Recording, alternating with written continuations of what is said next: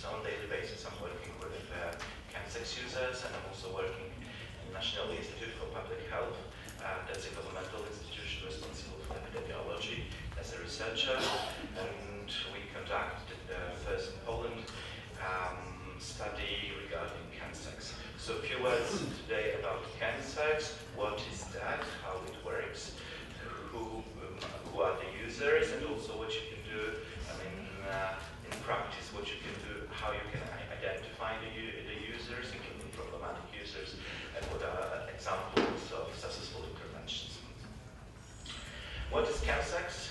That's still working definition, because the phenomenon of Chemsex is still pretty new.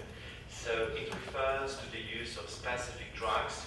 I mean, those drugs which we know for the many years, but also novel psychoactive substances. So specific drugs means catechins, especially users call it methadone, but in most of the cases it's not a methadone, but something similar. Crystal methamphetamine, GHB, GBL, and other like ketamine, cocaine, crack, and MDMA. As you see, most of them are stimulants, but we have also two depressants on that list. I mean, GHB, GBL, and ketamine. Chemsex, next. It's drug use before or during sex, and many our clients reports that they develop sexualized drug use. It means that the situation when they use drug became for them very sexual, especially for those who inject. Then the users are mostly gay men, bisexual men, and other MSM, I mean men having sex with men, as many of the clients, they don't identify as gay or bisexual, so we can only describe their sexual activity. And often it's associated with hookups use. So there are applications which are used to meet sexual partners, but also to meet drug sellers. And what's important to know, because you can say, yeah, people had sex on drugs for many years. So what's the difference? The difference is the motivation. So during Chemsex, people use drugs to reduce their boundaries. It means that they can decide for more risky sexual contact, I mean, comparing to the situation when they are sober, than to make sex last longer. Our clients report that such sessions could last long from a few hours to a few days, and then to make sex more intense. So that motivation will be important to call such behavior Chemsex. And what is the incidence of Chemsex among MSM in Cyprus? We have some data from the European Internet Gay Men Survey, and it could support us to describe the number of the users. So as you see, depending of the study, the number of MSM, I mean all men having sex with men in all countries on the world, varies from 1.5% to 5% of the population. Then MSM who ever used drugs, including not only Chemsex drugs, but any drug, excluding alcohol, coffee, and tobacco, it's about 40%. Of course, many of them just tried them a few times, and they decided it's not for them. Then, in the last 12 months in Cyprus, stimulants use was reported by nearly 13% of MSM. And talking about Chemsex, stimulant used to make sex more intense and longer, that comes from the definition, in the last 4 weeks was reported by nearly 5% of MSM. So as you see, the incidence could be quite low. There will be a quite small number of the users, but as you see in a few minutes, it's connected with a lot of serious harms. Here we have the map with the information regarding stimulant drug use to make sex more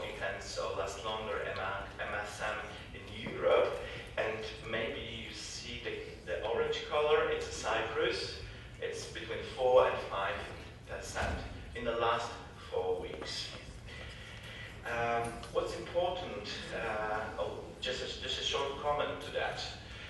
That's an information about all users, but when we hear the word Chemsex, for many people, it means that it should be problematic. So from my perspective, for most of the people, Chemsex is not a problematic behavior. So they feel well with that. But as always with using drugs, but also with behavioral addictions, sometimes people get lost themselves. Not every user will be a problematic user, and not every user will need serious help. So for some people, we can only provide information, harm reduction, intervention. Here are the substances. I don't know why we lost two names. So methadone, crystal meth, GHB, and ketamine. And what is important, mostly except GHB, all of them can be also slammed. So the word slamming means that I put the substance directly into my blood system.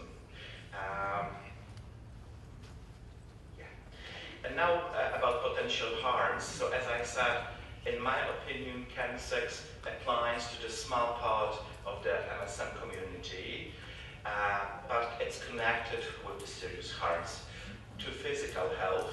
And from my perspective, among my clients, up to 90% of them lives with HIV. Most of them get HIV during sexual contact or during the situation when they use drugs, sharing the equipment with the others. Then harms to mental health, lost time. As I said, those Chemsex sessions could be quite long, up to 4 days. Then problems for employment and finance, especially for those who use crystal methamphetamine, which is quite expensive drug on the market. Then social life and relations, and also harms to the gay community. And can you imagine that gay community in Cyprus is quite small? What people usually do when they identify themselves as a gay man, they usually try to find contact with the other people in the same situation. So with the other man, to get social support and have the feeling that they belong to the group. As in general population, same in gay community, drug users usually are isolated and are stigmatized. So those people usually don't feel they belong to the general population because they feel different, they feel that they are gay, and at the same time they don't feel they belong to the gay community because they are excluded because of their drug use. So from my perspective, that's one of the aims during the intervention. It's to, let's say, rebuild or to find new relations which can support them in their recovery, but also which they provide them general life support. And how we can explain the phenomenon of Chemsex, so why it happens. And we have two hypotheses and one theory, stress effect. And those hypotheses are as follows. The first one, it's lack of limiting factors. It means that LGBTI people less likely have children, so they don't have factors which could then stop from using drugs or alcohol. And when I see on you, for sure you remember when you were very young, and for sure most of you used alcohol or other substances more risky than now. So you have the factor which is limiting your behavior because you are responsible for someone. The second one is a minority stress effect. And minority stress effect is usually described as a process of additional permanent stress which is experienced by the people belonging to the minority groups. So LGBTI people, but also migrants, also ethnic or national minorities. And stress is usually connected with, they say, identity. I mean, regarding LGBTI people, it's, that stress refers to the coming out, 5 minutes, okay, to the coming out, but also to the attacks or the discrimination based on their sexual orientation. And the third one is again social geographics hypothesis, which says that in most of LGBTI meeting places like clubs, discos, and other venues, alcohol is served and drugs are more available than for the general population. So access to drugs will be in that population much more easier. Yeah, so we face something called syndemic inequalities, and there are like 3 factors. The first one regards sexual health, so HIV and STI infections, which is higher in MSM population than in the general population. Then alcohol and substance use, which is again higher regarding smoking, problematic alcohol use, and drugs use. Usually people explain that phenomenon, I mean LGBTI people explain that phenomenon as a strategy which supports them to reduce the stress. And then results in mental health regarding major depression, mental disorders, and suicide attempt. And when we, let's say, add those 3 factors all together, we get syndemic. And here is the explanation how syndemic can influence the people's lives. It's a story of a 24-year-old Matt living in London. I've never been able to have gay sex sober. I've always been racked with self-hate. Hate is the only word I can use about being gay. And then what happened was crystal, and I couldn't escape the cycle of guilt around drugs and then gay sex. It just goes backwards and forwards. It's so bound up with everything that's wrong with gay life for me. How can I explain that to someone who simply has no idea? And I think that just short question, no long question, starts another problem or another issue regarding Chemsex, how to support people. And from my perspective, most of my clients who are dependent to drugs, they never used any existing public drug service. How they explain that? Yeah, they identified the problematic drug use for many years, but they didn't decide to go because of the judgment and because of the stigma. As I said, most of them live with HIV, so it's another factor. So, from my perspective, if you'd like to support people using Chemsex, you need special cultural competences. It means that I suggest you to learn more about the cultural issues regarding MSN lives, but also those cultural competences are connected with your opinions or your beliefs or your feelings. And here I have 5 sentences. Let's check your feelings with those 5 sentences. So what do you feel or what do you think if your client reports that he was using drugs during sex?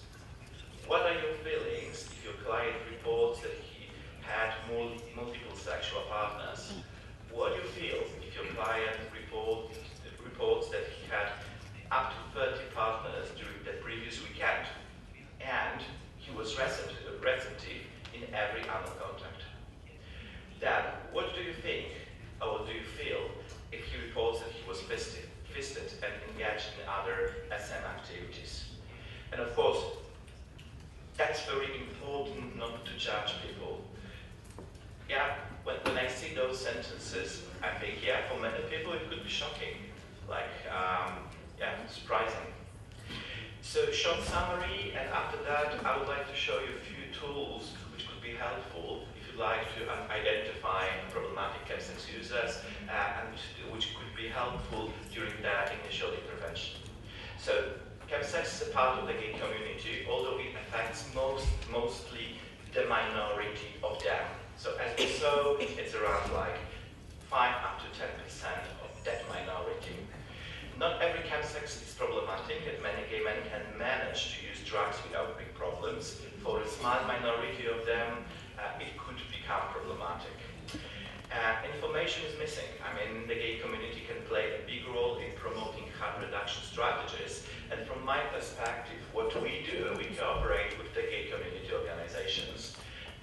They support, that's a first step. They support the recruitment, so they can help us to identify the problematic users.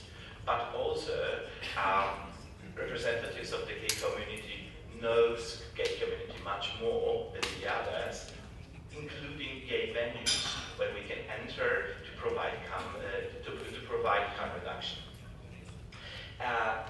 Then for, let's say, general assumptions regarding successful response, it comes from my experience in the community support Chemsex program in Warsaw. So the first one is no stigma and no judgment. Thanks up. Okay, 2 minutes. No stigma and judgment regarding sexual orientation, appearance, behavior, HIV status. Then no obligation to maintain abstinence. So like for us, every change is appreciated. From my perspective, most of the clients come to us because they don't feel well, or they don't feel good with their drug use. But from my perspective, it covers other problems. So usually, chemsex is related for problematic drug use, problematic sex use, and problematic application use. So what I suggest is to, from the beginning of the intervention, to consider those 3 factors. From my perspective, if someone stops using drugs, absolutely, but he's using compulsively applications, in some time he will come back to the drug use because he will find a sexual partner during the application, and there is some possibility it will be drug user. So I suggest to focus at the same time on drug, sexual impulse disorder, or sexual addiction, and the use of dating apps. And from my perspective, key recovery factor is to increase control over sexual impulses, as well to develop a new approach to sexual contacts, relations, and intimacy, which could be killed by the chemsex. And as I said, just few tools. I said about harm reduction, and I think the need of most of the chemsex users is harm reduction, not other more deep intervention. We provide such harm reduction in the gay venues in Warsaw, and as you heard, because chemsex is connected to drugs but to sexual behavior too, so we focus on drug harm reduction, but also risky sexual intercourse harm reduction. And here you have like sample question. We use questions to do. We ask people to participate in a quiz, so they can win something like colorful condoms, like chewing gums, like cock rings, and so on. If they answer for the question. And what's important, the only one answer is good, and it's not very difficult to find the right one. So as you see, the sample question is what to do if someone overdosed GHB or GBL. Give him a lot of coffee to drink, place him in recovery position and check his breathing several times an hour, or to pray. And now, how to identify chemsex users. I suggest 2 screening questions. The first one, have you ever used drugs or new psychoactive substances, and if yes, which? So if the answer, if he answers that yes, and there are those stimulants or 2 depressants, we can ask a next question. If he used stimulants, say GHB, have you ever had sex on it? If yes, have you ever slummed? If the answer is yes, we have 4 more questions. When you had last sober sex, I really like this question because usually it starts the reflection on the chemsex use. So if we ask about the proportion of sober sex and sex on drugs, some of the very problematic users, as you probably think, they said, I don't, when you had last sober sex, I don't remember. In the last year, what was the proportion? 100%. Okay, it means that we can deal with the problematic user. And to initial intervention, just a few tools which you can use. The links to sex tool, that's very interesting. It comes from Canada, and it's tool especially for getting on the Chemsex users. So usually it supports people to reflect on the drug use, sex, and application use. The Chemsex care plan prepared by David Stewart, it's based on MI, and it helps to identify goal and work toward it. It's also available in Greek. So here you have the website, and then you can choose the Greek language. It could be used by the clients by their own or together with us. Then do it, and the last one, very supporting tool is a Friday-Monday service regarding Chemsex used by MSM. So